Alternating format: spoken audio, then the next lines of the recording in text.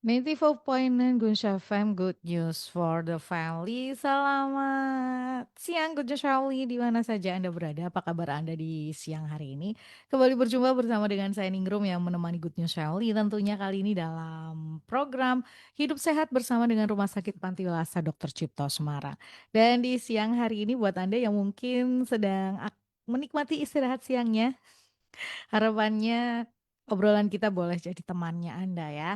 Dan sudah terhubung melalui aplikasi Zoom bersama dengan saya ada Dokter Evan dari Rumah Sakit Panti Welasa Dr. Cipto Semarang. Kita akan bahas satu tema yang pastinya tentang kesehatan, dan buat Anda yang mungkin nanti mau ngobrol, mau join dengan pertanyaan boleh silahkan ya.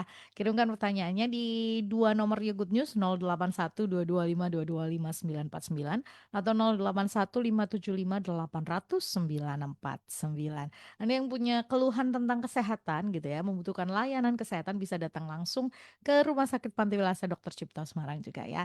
Saya sapa terlebih dahulu. Selamat siang Dr. Evan. Oke, belum dibuka mic-nya ya.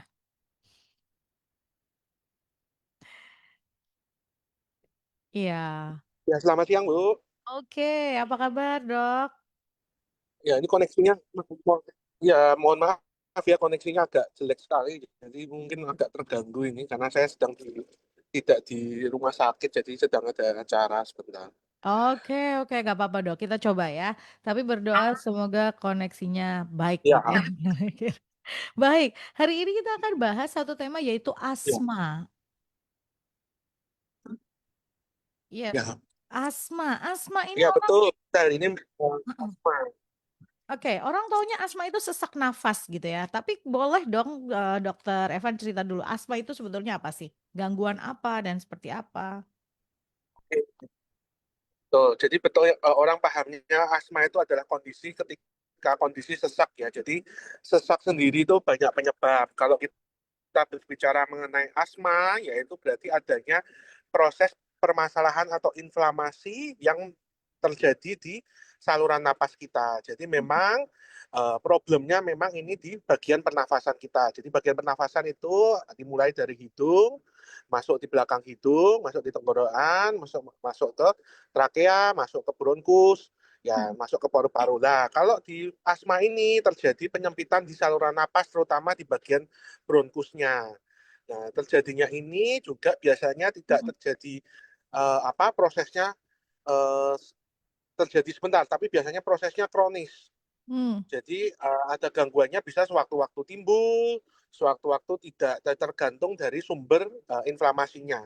Dan asma ini sangat berhubungan dengan namanya alergi. Hmm. Jadi makanya orang yang asma juga kita bilang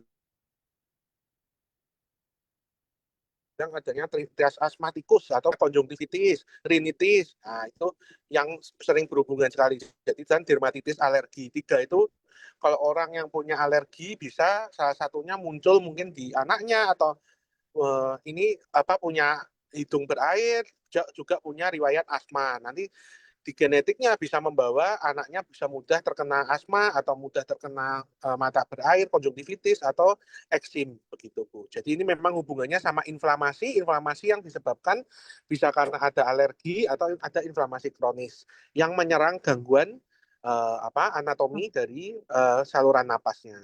Mhm, mhm. Kalau kita ngomongin alergi Dok, apakah asma ini, nggak bisa sembuh artinya? Ya, jadi kalau asma bisa sembuh atau enggak, itu kembali lagi dari reaksi imunologis alergi sendiri. Ya, Mhm, kalau asma alerginya memang tidak kita ketahui, ya kita tidak dapat mencegah. Alergi itu kan sebenarnya memang sampai saat ini masih ada beberapa paham ya.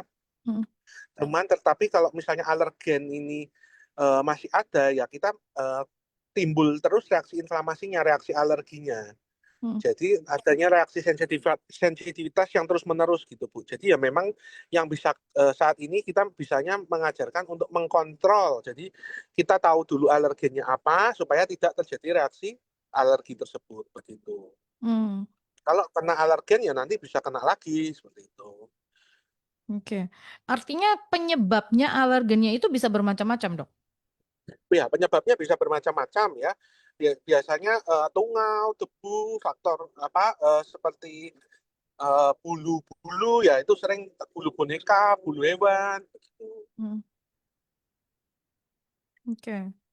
Bulu, Tapi jangan tungau. lupa tadi penyebabnya selain alergi itu juga ada inflamasi. Inflamasi artinya maksudnya gimana sih, Dok? Mm-mm, Inflamasi bisa disebabkan oleh karena infeksi. mm-mm. Jadi gara-gara ada infeksi akut, misalnya batuk pilek, jadi kambuh gitu. Hmm, Atau kena asap rokok yang menyebabkan inflamasi, ya itu kan alergi polutan itu kan juga menyebabkan inflamasi, ya itu mm-mm, jadi kambuh. Jadi mm-mm. memang penyebabnya tadi karena alergi dan ada inflamasi. Itu kuncinya dua di situ, Bu. Oke. Jadi ada alergi dan ada inflamasi. Nah, ini penyebab gitu ya. Kita baru sampai di penyebab. Nah, eh, tapi gejala deh dok, gejala deh. Gejala asma itu sendiri apa sih yang bisa dikategorikan kemudian ini bisa dibilang sebagai asma? Oke, kalau kita bicara mengenai gejala, gejala yang pasti ada itu yaitu seringnya kita berhubungan dengan kasus yang bilang sesak tadi, Bu. Hmm, Memang asma sendiri ada beberapa yang tidak menimbulkan sesak atau ya kita bilang namanya akut varian asma, tetapi gejala klinis khasnya itu adalah sesak nafas. sesak yang ditandai dengan bunyi mengi itu, Bu. Mm-mm, Itu orang bilang itu khasnya asma. Jadi gejalanya yaitu napas berat, kemudian mm-mm, disertai bunyi ngik-ngik, mm-mm, kemudian disertai bisa ada batuk atau tidak, dan dada terasa berat. Nah, itu akibat adanya penyempitan di jalur napasnya. mm-mm. Oke. Jadi orang kalau asma itu ketika dia tarik nafas rasanya tuh udara tuh nggak sampai ke Ya, bawah gitu ya dok ya? ya. Udara tetap masih masuk, Mm, ibaratnya kita bilang seperti trompet ya Bu ya. mm-mm. Trompet itu kan ada bunyi yang dihasilkan. Nah, sama dengan kita saluran napas kita ketika terjadi penyempitan ya dia ada ngik-ngik. Nah, itu Oh. ketika ada ngik itu yaitu tandanya ada penyempitan. Ya, itu khasnya sekali pada asma. Oke. Nah, lah, terus yang menyebabkan sesak Bu, karena kan jalur napas biasanya besar lumennya, lah ini Mm, kecil kan itu yang kalau sampai sesak sekali ya sampai kecil sekali ya oksigen kan jadi susah sekali masuk lah itu mm, di situ makanya terjadi sesak. mm, mm. Jadi ada sesak yang ditandai dengan bunyi mengi atau ngik-ngik gitu loh. Ya. Terus Ya, nafas berat dan dada terasa berat gitu ya. Itu gejala. Sumbernya tadi penyebabnya sudah ya ada alergen, ada alergi dan ada inflamasi. Alergi ini bisa macam-macam gitu ya. Satu dengan yang lain bisa berbeda. Ada yang kena debu terus kemudian dia sesak nafas. Ada yang karena tadi bulu peliharaan ya gitu ya, bulu binatang gitu ya. Terus dia sesak nafas. Ada juga ini apa? Udara ya dok ya. Apa sih Pak? Dingin. Suhu. ya, Ya, itu juga bisa menimbulkan itu alergen juga gitu ya, alergi gitu. Nah, oke. Lalu kalau sudah terjadi begini gitu ya, misalnya dia apa sih? Kalau omongnya apa ya? Kambuh ya kalau asma itu ya. Itu gimana, Dok? ya. Jadi kalau misalnya asma itu namanya eksersebasi, jadi Hmm, serangan asma. Nah, orang serangan ya. bilang kambuh itu serangan asma. Karena Hmm, prosesnya kan tadi berjalannya kronis ya Bu ya. Jadi kita hmm, mungkin asma itu bisa dikendalikan, tetapi ketika ada serangan ya itu harus kita atasi. Jadi memang untuk kita belum sampai ke terapi, kita harus hmm, tahu dulu kalau kita cara tahu ini terjadinya itu kenapa sih asma hmm, itu. Jadi hmm, kan asma itu kan tadi inflamasi yang kronis ya Bu ya. hmm, Jadi namanya hiperresponsif lah namanya. Jadi tubuh ini mengalami namanya kan ada paparan, ada inflamasi. Ketika ada tersebut, kita akan mengalami mekanisme tubuh untuk mengatasi tersebut. hmm, Tapi hmm, di asma kelama-lamaan terlalu hyper, terlalu tinggi. hmm, Ya terjadinya ya tadi ada bronkokonstriksi, jadi bronkus saluran napasnya menyempit. Lah hmm, setelah menyempit ternyata juga membengkak Bu. Lah sudah bengkak sempit lah kan. Jadi lumennya itu kan makin kecil. hmm, Terus nanti juga ditambah dengan hipersekresi mukus. Jadi banyak lendirnya yang keluar. hmm, hmm, Nah, makin lama ya itu tadi makanya yang mengancam nyawa sekali. Kenapa? Karena benar-benar tidak bisa oksigen itu tidak masuk kayak seperti orang tercekik itu loh Bu. Nah itu hmm, bahayanya asma. Jadi ketika ada orang mengalami gangguan sesak sampai ngik-ngik, jangan dibiarkan, harus segera mendapat pertolongan karena Mmm, takutnya nanti serangannya derajatnya itu ada yang derajat sampai berat sekali. Ya itu bisa taunya oke. atau enggak ya kita harus segera mendapatkan pertolongan. Mhm mhm. Jadi memang, eee, apa, derajat si asma ini bisa naik gitu ya, Dok, kalau dia tidak dikasih pertolongan? Iya, jadi serangan asma. Jadi kita bilang bukan derajat asma ya. Derajat asma nanti beda lagi. Oke, Tapi serangan asmanya itu yang bisa serangannya bisa sampai terlalu berat ya. Nah, mhm kalau kita mau tahu ya memang harus pertama ya kita harus periksa ke dokter dan ada untuk melihat varian apa asmanya itu berapa ya mhm, kita menggunakan alat namanya spirometri Bu. Itu di Rumah oke, Sakit Maniwiloso bisa dilakukan pemeriksaan spirometri untuk mengetahui tes fungsi paru atau tes vital parunya. Jadi kita bisa melihat nanti ada namanya tes percobaan dengan salbutamol hirup. Nah, itu ada mhm peningkatan fungsi parunya. Jadi dengan kita melihat spirometri ini bisa melihat oh memang ketika tidak ada bantuan obat, nah lumennya fungsi parunya menurun nih, tapi ketika dikasih obat semprot, oh ternyata meningkat. Wah ya ini jelas asma. Seperti itu. Jadi kita bisa memang ada pemeriksaan penunjang khusus untuk mengetahui derajat asmanya itu sebagai apa. iya. Jadi memang ada pemeriksaan istilahnya kayak pemeriksaan penunjang untuk menegakkan ininya ya, Dok, ya? Iya, untuk menegakkan asma. Tapi Mhm asma pun untuk menegakkan derajat asma ya, untuk mhm. dilihat. Oke, untuk menegakkan derajat asma. Nah, Dok, apakah artinya berarti setiap orang yang dia punya asma lah gitu ya, kita bisa bilang begitu, dia harus selalu sedia, mmm, apa sih, ibaratnya kayak buat mengobati ketika serangan itu terjadi?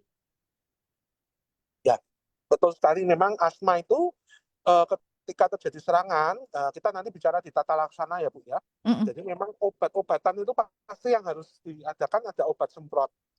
Nah, mhm itu untuk melegakan. mhm. Jadi Oke, memang untuk tata laksananya itu namanya bronkodilator Bu. Jadi untuk melebarkan saluran napas. mhm Tetapi tata laksana asma itu ada yang namanya pencegah dan untuk yang namanya untuk mengatasi derajat waktu serangan asma. mhm. Jadi untuk mengurangi serangan waktu serangan tata laksana saat serangan dan tata laksana untuk mencegah terjadinya serangan asma. Jadi memang ada dua macam semprot lah itu yang harus bisa dibedakan masing-masingnya. Iya.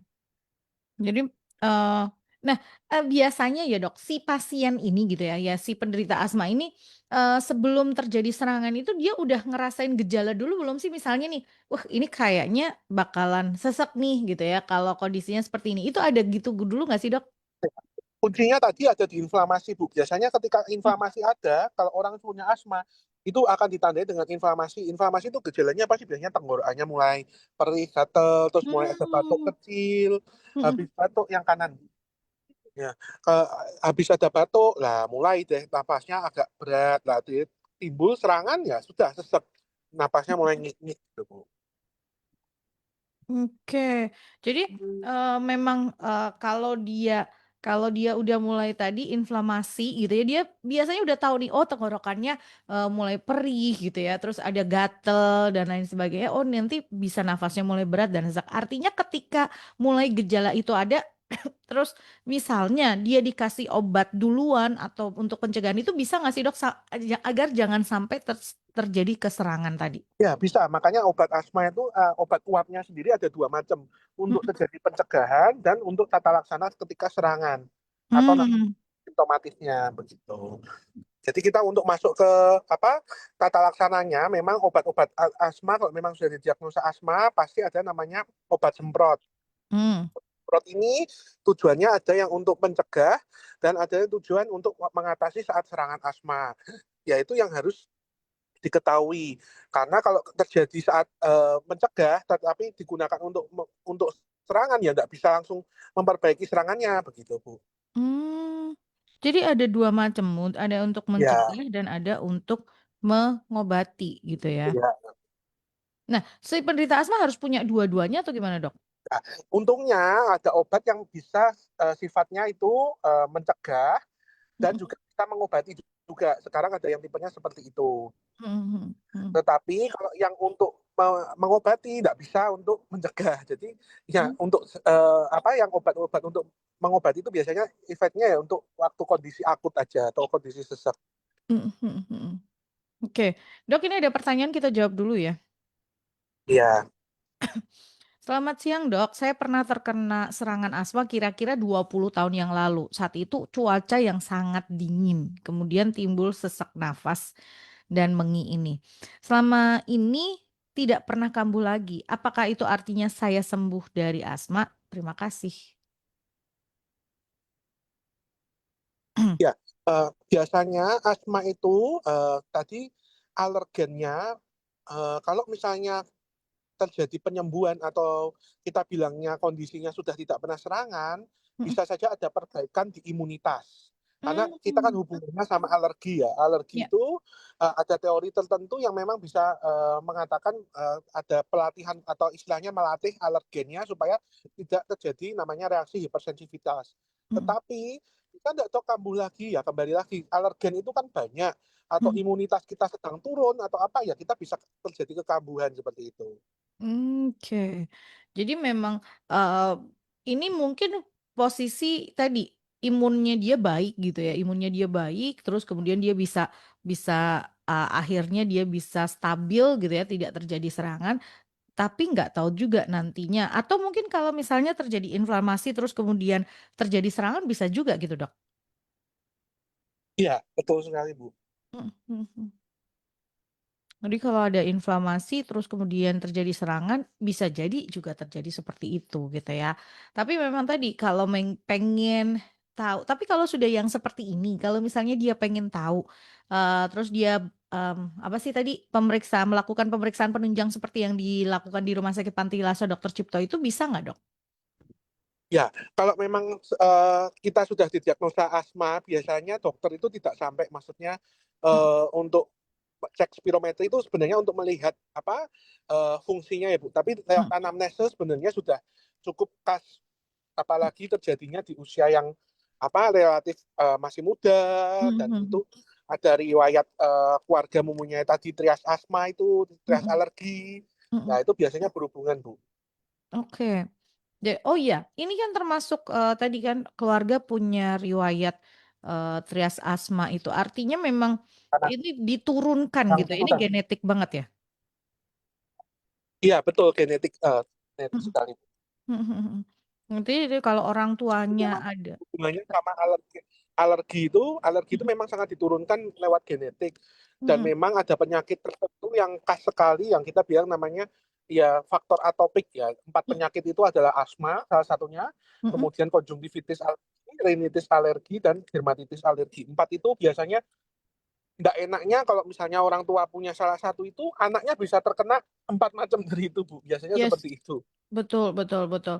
Nah, tapi bisa berubah nggak sih, Dok? Misalnya dulu dia terkena serangan asma, tapi kemudian alerginya sekarang jadi, ke rinitis misalnya, yang, gatel hidungnya dan lain sebagainya gitu. Jadi memang alergi itu ada banyak ya teori, Mhm, teori apa hipersensitivitas ya itu kembali lagi ke perjalanan dia untuk mengatasi namanya alergennya Bu. mmm, Jadi mhm, kalau kelamaan tiba-tiba terjadi alergi ya bisa saja mhm, mhm, mhm, karena alergi itu sifatnya kompleks sekali Bu. Jadi yang berperan banyak ada molekulnya untuk apa limfosit B, untuk histaminnya. Nah itu yang mhm, kita harus memang kembali lagi di pencetusnya ada pencetus atau tidak begitu.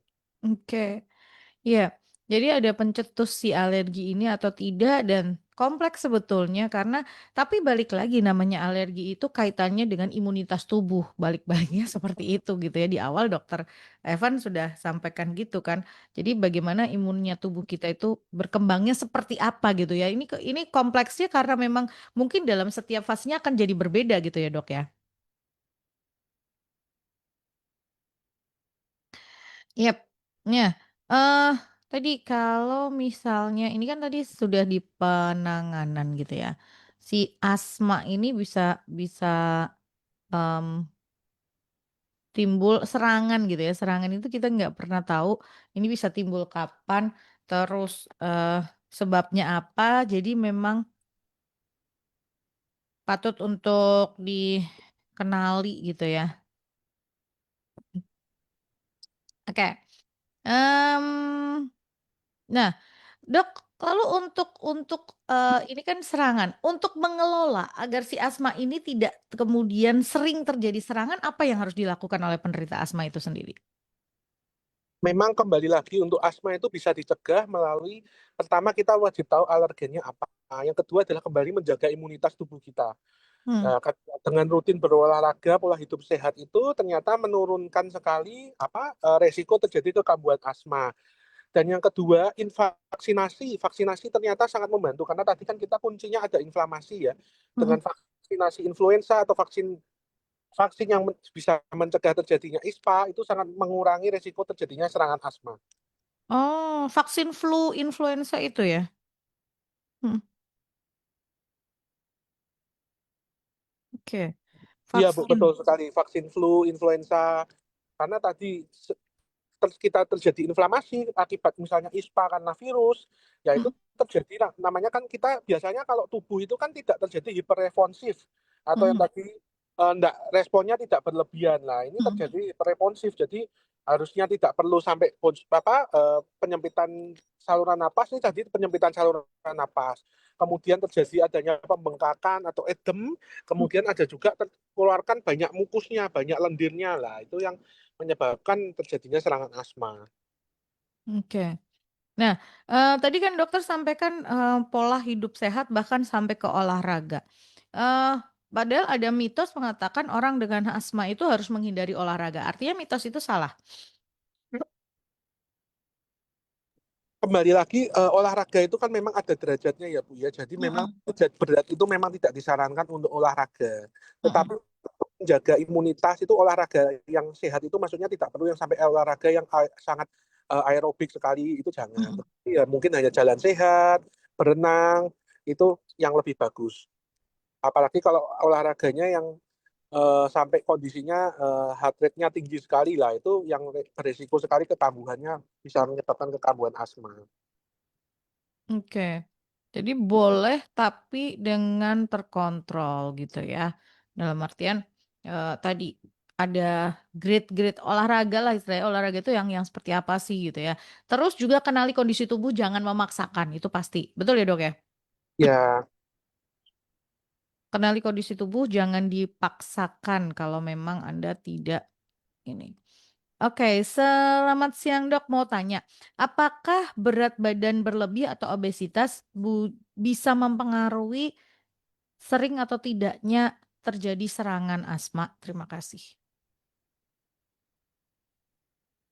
untuk berat badan dengan serangan asma itu sebenarnya eh, untuk penelitian lebih lanjut saya belum ada penelitian barunya ya Bu ya untuk Mhm, belum saya baca referensinya. Tetapi memang biasanya asma itu tidak berhubungan dengan berat badan ya Bu. mmm. Cuman derajat asma dapat derajat serangannya bisa lebih lebih berbahaya pada orang yang obesitas. Oh, Karena pengaruh dari fisiologinya. Tetapi kalau mmm, terjadinya asma atau enggak itu tidak berhubungan, mhm, tetapi kalau derajatnya mungkin bisa resikonya lebih berbahaya pada pasien yang lebih obesitas. mhm, Karena kan kebutuhan oksigennya lebih di dalam jaringan tubuhnya kan juga fisiologinya juga berbeda, Bu. Itu yang nanti mempengaruhi serangan asmanya. mhm, iya. Jadi derajatnya yang terpengaruh, tapi kalau misalnya sering atau tidaknya itu nggak ada belum ada penelitian, kambuh atau tidaknya gitu ya? Ya, saya belum untuk itu nanti mungkin jadi inputan ya kita maksudnya bisa saya coba carikan untuk hubungannya berat badan sama sama faktor kondisinya bisa terjadi asma atau enggak. Tetapi kalau dari patofisiologinya sih tidak berhubungan ya Bu. Tetapi kan namanya ilmu pengetahuan itu biasanya bisa kita cari lagi adakah hubungannya dengan berat badan atau enggak itu bisa berhubungan atau tidak begitu Bu. Oke. Eee, jadi hubungan atau tidak, enggak ini juga. Oke, ini ada ini kan tipe coba searching gitu ya, tapi ada satu mitos yang menggelitik gitu ya, yang seringkali juga dipercaya oleh masyarakat, bahwa inhaler atau obat asma hirup itu menyebabkan ketergantungan. Ini mitos atau fakta, Dok? Jadi ketergantungan sendiri memang ada memang zat yang mengandung namanya zat adiktif dan ada perilaku Bu Ya, Hmm. mungkin perilakunya yang karena sering dia merasa tidak menggunakan, jadi tidak nyaman atau cemas lah yang menyebabkan ketergantungan. Kalau secara zat tidak terbukti merupakan zat adiktif, seharusnya tidak, Bu. Seperti itu. Iya. Jadi memang tadi kalau faktanya asma itu memang penyakit genetik atau keturunan. Yes, betul. Kalau memang generasi sebelumnya itu ada ini asma itu penyakit genetik atau diturunkan gitu ya. Kalau asma disembuhkan mungkin tadi sudah disampaikan oleh Dokter Evan, ini lebih cenderung dikendalikan atau tidak terlalu sering terjadi serangan atau bahkan jarang terjadi serangan gitu ya. Lalu kalau penderita tidak berolahraga, justru sebaiknya berolahraga walaupun harus, tadi derajat apa ya, olahraganya itu misalnya kan dia yang nggak langsung yang ke high impact jadi dari base banget terus low-nya dari low terus ke intermediate gitulah ya istilahnya, sedang gitu kalau ke high juga boleh tapi harus ini juga, harus lihat kondisi juga gitu ya. Terus inhaler selama dia tidak mengandung zat yang, membuat ketergantungan juga nggak akan gitu ya. Lalu gejala asma beda-beda gitu. Nah, asma sendiri gitu, ini bisa terjadi di segala umur kah, Dok? Maksudnya gini, anak-anak gitu ya, apakah dia juga bisa terjadi serangan asma? Untuk terjadinya memang ada namanya lebih seringnya ya, Bu. Biasanya pada bayi di bawah 3 tahun itu jarang, tetapi sudah di atas 3 tahun mulai ada timbul resikonya meningkat. Dan pada orang tua masih bisa, Bu. Jadi memang cenderungnya bisa di segala umur, tetapi lebih tinggi pada usia produktif, Bu. Oke, Dan usia masuk awal, awal anak-anak sampai remaja itu paling tinggi. iya. Awal anak-anak, ini. Nah, ini ada pertanyaan tapi terkait dengan vaksinasi ini, tapi pertanyaannya keren. Terima kasih ya sudah bergabung bersama dengan kita. Mau tanya dong dengan Dokter Evan, boleh? Vaksin flu atau influenza apakah perlu diulang? Lalu jangka waktunya berapa lama untuk kemudian vaksin?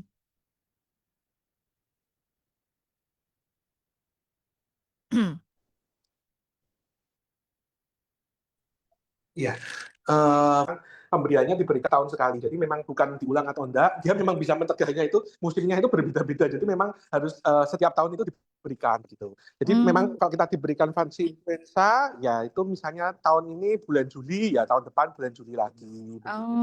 Tiap Oh, setahun sekali.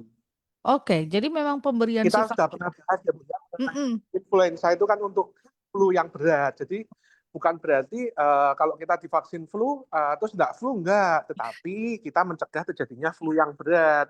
Mm-mm. Kalau misalnya flu yang penyebabnya bukan karena influenza, misalnya adenovirus, coronavirus ya memang masih bisa. Tetapi kan itu flu yang sifatnya lebih ringan, inflamasinya lebih ringan. Iya. Jadi memang pemberian flu, kalau perjawabannya memang diberikan setahun sekali. Jadi bukan diulang sebenarnya, itu tergantung sistemnya. Jadi jadi kalau kita apa namanya ketersediaan stoknya pun flu itu memang hanya bisa setahun. Jadi expired date-nya biasanya tidak lebih dari setahun. Oke. Begitu. Jadi kalau, vaksin ini setahun sekali. Kalau lebih mudah mengingatnya misalnya Anda ambil di bulan Desember gitu ya, atau tadi ingat-ingat bulannya bulan apa ya gitu ya. Tapi biasanya kan ada ininya, ada kartu penandanya ya kalau dilakukan vaksin gitu ya. Jadi Anda bisa tahu, oh bulan kapan nih saya harus vaksin lagi gitu. Ya biasanya vaksin itu biar enak ya memang betul Ibu, misalnya ada hari khusus, hari Ya, ulang tahun atau hari betul. apa, jadi diberikannya bulan itu. Betul. Ini Banyak untuk pasien, gampang mengingat. banyak pasien yang seperti itu, jadi dipaskan, misalnya, oh ini waktu ada satu keluarga dipaskan hari bulan ini, jadi bulan depannya Mhm. bulan. Mhm. Jadi ada karena, misalnya anak-anak ya, anak itu ulang tahunnya bulan Juni katakan. Jadi setiap bulan Juni, ya karena dia ulang tahun kita ingat, oh iya dia harus vaksin influenza atau flu gitu ya. Ini untuk mengingat agar tidak terjadi kelewatan lah atau apa gitu. Tapi memang ini ternyata yang namanya influenza ini berhubungan sekali dengan asma karena tadi, ini ada faktor inflamasi yang bisa menyebabkan kemudian terjadi serangan asma. Nah, kalau buat orang, atau serangan asma itu terjadi gitu ya, Dok, bisa menyebabkan sampai ke fatal nggak sih, Dok, orang dengan asma ini? Ya, ini bisa sekali Bu. Jadi ada memang penyebab kematian itu akibat serangan asma yang tidak teratasi, Bu. Jadi derajat asma Oh. tadi kan ada yang ringan, sedang, berat. Ya, yang berat itu bahkan sampai perlu masuk ICU dan resikonya sampai mengancam nyawa itu berat sekali, Bu, begitu. Oke. Jadi memang jangan diabaikan gitu ya. Kalau memang ternyata yang terkena serangan itu dia nggak punya obat misalnya, ya udahlah bawa langsung aja ke, fasilitas kesehatan, seperti itu ya, Dok, ya? Ya, jadi memang jangan dianggap enteng kondisi seperti sesak itu, Mhm. apapun penyebab sesak itu sebaiknya segera diperiksakan karena hubungannya itu paling sering itu antara jantung dan paru-paru, Bu, begitu. Oh iya, ini, orang kadang-kadang kan begini ya, sesak nafas gitu ya, asma dan, paru-paru dan jantung gitu. Tapi pastinya sesak nafas asma dengan sesak nafas jantung itu pasti berbeda kan, Dok? Jadi memang kadang-kadang ada tumpang tindih ya, Bu, di gejalanya. Mhm, Pada mhm, serangan pada kondisi paru-paru akibat jantung mhm. lemah yang menyebabkan bunyi ngik juga ada. Jadi memang Oh harus sebaiknya segera diperiksa. oh Jadi memang gitu. bunyi ngik-ngik itu bukan yang khas sekali untuk pasti asma, enggak. Makanya Mhm, lebih mhm. ke anamnesanya, lebih ke pemeriksaan fisiknya, ada enggak mengarah ke gangguan lain seperti gangguan lemah jantung atau gangguan penurunan fungsi jantung, ya itu yang harus kita menjadikan pembeda. Oh, ini jangan-jangan bukan asma nih, tapi akibat iden paru atau apa begitu, Bu. Oke, jadi kalau nah misalnya nih Dok, misalnya seseorang yang, eee, dewasa gitu ya, tapi selama ini dia tidak pernah terjadi serangan, tapi justru pada saat dia usia tertentu di usia dewasa, tiba-tiba terjadi serangan sesak nafas. Nah, apa yang harus dilakukan, Dok? Nah, dalam artian gini, "Loh, kok tiba-tiba ada serangan sesak nafas?" Kan kita belum bisa memastikan ini asma atau jantung itu tadi, Dok. Ya, jadi memang makanya kalau ada terjadi kondisi sesak segera ke ke fasilitas kesehatan. Itu untuk menentukan apakah sesaknya karena asma atau bukan. Karena memang tadi betul di usia tua terkena asma bisa serangan waktu pertama kali. Karena kembali lagi ke tadi reaksi sensitivitas alergen. Jadi memang pada suatu tertentu itu kita bisa saja mengalami alergi pada zat yang sebenarnya kita dulu terpapar itu tidak apa-apa gitu. Mmm. Karena adanya reaksi hiperresponsif juga imunitas kita. Imun kita terlalu berlebihan gitu. Oke. Jadi kalau orang lainnya mungkin berpikirnya, "Oh ini kan, karena dari genetis timbulnya dari kecil," misalnya gitu ya, udah Enggak ketahuan harus hal ternyata, Bu. oke. Jadi pada usia dewasa bisa jadi terkena serangan asma pertama kali bisa terjadi gitu ya? Iya, Hmm, artinya kalau sudah mulai misalnya nih Anda terkena influenza atau mulai ada gejala influenza awalnya ya, artinya itu ada inflamasi, terus kemudian diperberat dengan terjadinya sesak nafas, ya udah dia datang ke rumah sakit untuk ditegakkan diagnosa ini benar nggak gitu ya. Bahwa ini terjadi sesuatu apa nih yang terjadi dalam tubuh kita, karena tadi resiko fatalnya juga cukup tinggi. Betul ya, Dok? iya betul sekali, Bu. Jadi memang kalau memang sudah terdiagnosa asma yang pasti wajib kita punya ya Mhm, eh, untuk mencegah serangan. Itu harus untuk pengobat serangan dan untuk mencegah itu harus kita punya semua supaya oke. tidak terjadi serangan dan kalau terjadi serangan kita bisa mengatasinya. Iya, betul. Jadi kalau terjadi serangan kita bisa mengatasinya. Oke, ini ada pertanyaan lagi. Selamat siang, Dok. Saya mau tanya, apakah gejala asma itu selalu sesak nafas dengan ngik-ngik? Beberapa kali saya terjadi sesak nafas tapi yang benar-benar terasa berat aja di dada. Ini termasuk asma atau ada gangguan yang lain? Terima kasih.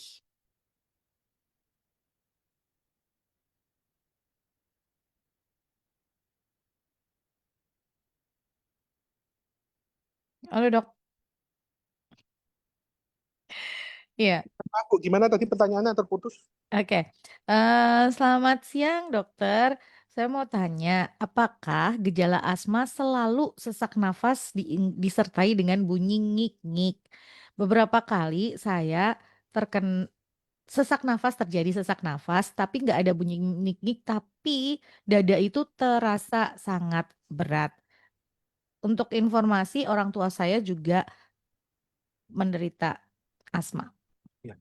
Baik, untuk pertanyaannya pertama, apakah asma itu selalu serangan sesak? Enggak ya. Tadi karena kita sudah bahas di awal, ada Mhm, tertentu yang namanya penyakit namanya akut varian asma itu lebih khasnya dia tanpa ngik-ngik, tanpa sesek, tetapi gejala klinisnya lebih batuk yang batuk berkelanjutan lama, lebih dari mungkin Hmm, 2 bulan, 8 minggu. Nah, oke. kemudian apakah tadi pemeriksaan yang ngik-ngik itu kadang-kadang memang tidak terdengar tanpa bantuan stetoskop. Nah, itu sebaiknya Oh, makanya tetap diperiksa. Memang penyebab sesak itu banyak. Jadi memang ada namanya gangguan organik, misalnya dari jantung, paru, atau memang non organik, kita cemas atau apa itu juga bisa oh, menyebabkan ya.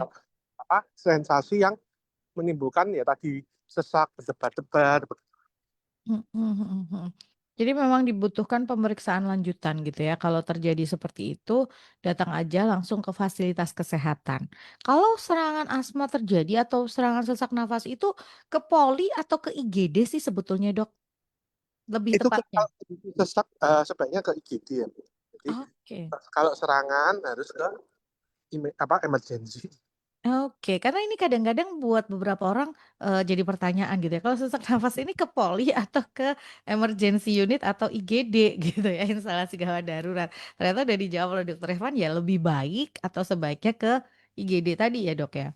Ya, sebenarnya kan nomor kondisi pasien sesak semuanya sebaiknya ke IGD begitu. Oke, jadi semua untuk pasien dengan sesak nafas itu sebaiknya ke IGD karena memang dia membutuhkan segera gitu ya. Ini kan memang dikategorikannya segera gitu ya, Dok ya. Ya, Oke. Nah, tadi kalau kita ngomongin tentang pola hidup sehatnya untuk pencegahan tadi ya, Dok, pencegahan. Kita balik ke pencegahan. Tadi ada kelola alergennya, lalu pola hidup sehat, olahraga dan sebagainya, vaksin flu atau influenza. Nah, kalau ini kan kita ngomongin imun tubuh, artinya imun tubuhnya ini yang diperbaiki gitu kan, Dok?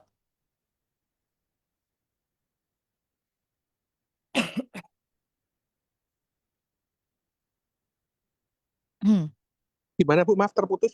Oh iya, ini tadi kan kita ngomongin tentang pencegahan itu kan dengan mengelola imun tubuhnya kita. Imun tubuhnya kita diperbaiki. Artinya memang seperti pola hidup sehat, olahraga itu juga dibutuhkan. Nah, ada nggak misalnya kayak suplemen yang harus dibutuhkan untuk khusus untuk penderita asma misalnya? Oh, untuk suplemen sih memang tidak ada Mm, suplemen khusus ya Bu ya.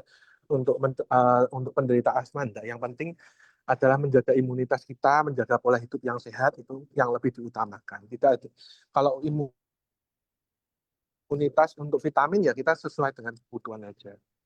Oke, kalau imunitas sesuai dengan kebutuhan, misalnya kita membutuhkan tambahan atau suplementasi vitamin apa karena kita merasa konsumsi kita kurang, boleh aja gitu ya dilakukan. Oke, Dok terakhir deh, Ya. pesan buat atau hasil rangkuman dari obrolan kita hari ini. Ya, hari ini kita membahas mengenai asma, yaitu penyakit gangguan sesak akibat penyempitan saluran paru. Kita wajib tahu penyebabnya itu ada hubungannya dengan alergi dan Mm-mm. adanya inflamasi atau bisa penyebabnya karena infeksi. Dan untuk penanganinya memang ada obat untuk semprot yang untuk mencegah dan ada obat semprot yang untuk mengurangi saat gejala sesak. Mm-mm. Yang di rumah sakit juga bisa melakukan pemeriksaan spirometri untuk mengetahui derajat asmanya, serangannya, dan fungsi parunya. Mhm. Jadi untuk tahu derajat serangannya seperti apa dan fungsi paru. Iya. Tapi yang paling pasti dan paling penting tadi ya, pencegahan. Sebisa mungkin kelola hidupnya, imunitasnya, hidup sehat, lalu juga eh, tadi pencegahan yang lainnya, vaksinasi bila diperlukan, gitu ya. Kalau ada membutuhkan tadi pemeriksaan lebih lanjut, bisa ke Rumah Sakit Pantiwasa Dr. Cipto ya, untuk spirometri. Tapi yang pasti dan harus diingat, kalau terjadi sesak nafas dan memang kita tahu nggak ada, misalnya minum obat, oke dok, sebentar tambahan nih. Kalau dia sesak nafas, terus kemudian kapan harus segera dibawa ke unit instalasi gawat darurat ketika misalnya dia sudah pakai inhaler tapi kok nggak reda, itu ada batas waktunya nggak? Halo dok, oke, Ya, nggak ada. gimana Bu? Nah, ini satu pertanyaan terakhir. Kalau misalnya seseorang terkena serangan, terus dia sudah usahakan dengan obat tadi hirup atau obat telan, tapi tidak mereda gejalanya, kapan atau harus bertindak untuk segera dibawa ke IGD itu, dok? Ya, jadi kalau misalnya masih ada gejala kondisi sesak, setelah Mhm. dengan obat semprot tidak tertolong, ya Mhm. sebaiknya langsung segera diberikan ke IGD. Oke, jadi nggak usah tunggu lama-lama lagi gitu ya. Pokoknya kalau sudah, pakai obat kok nggak ada gejala mereda, malah tambah berat, ya udah langsung ke IGD aja. Dokter Evan terima kasih ya. Sampai ketemu lain kesempatan. Terima kasih Bu, sampai ketemu ya. Terima kasih. Iya, sehat selalu. Ya, dan terima kasih buat Anda Good News Family yang sudah bergabung bersama dengan saya. Berharap apa yang dihadirkan hari ini jadi berkat dan bermanfaat ya. Kalau Anda membutuhkan informasi layanan kesehatan dari Rumah Sakit Pantilasa Dr. Cipto, bisa Anda buka di Instagramnya @rspwdc. Selamat lanjutkan aktivitasnya. Selamat siang, sampai jumpa.